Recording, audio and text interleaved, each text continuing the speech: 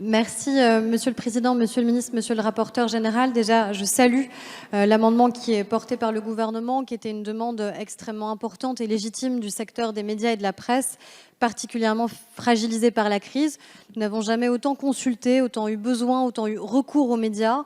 Et pour autant, ils n'ont jamais eu autant de difficultés financières, puisqu'évidemment, malheureusement, les annonceurs n'ont pas été en capacité de maintenir les campagnes telles qu'elles avaient été envisagées. Donc un grand paradoxe, des audiences qui n'ont jamais été aussi fortes, mais des ressources qui n'ont jamais été aussi faibles. Et je crois que ce crédit d'impôt transitoire est nécessaire.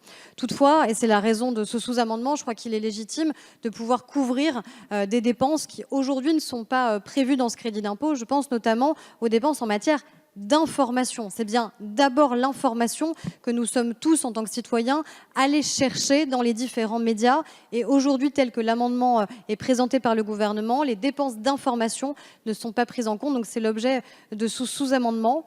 Et si vous le permettez, Monsieur le Président, je peux présenter le deuxième sous-amendement. Ce deuxième sous-amendement, il vise à intégrer, là encore, aux dépenses éligibles dans ce crédit d'impôt.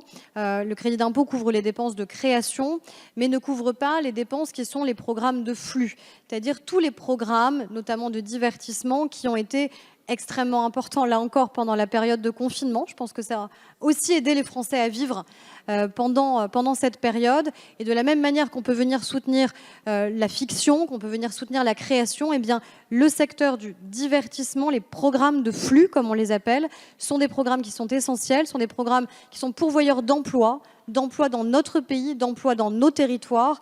Et c'est la raison de ce deuxième sous-amendement. Je vous remercie.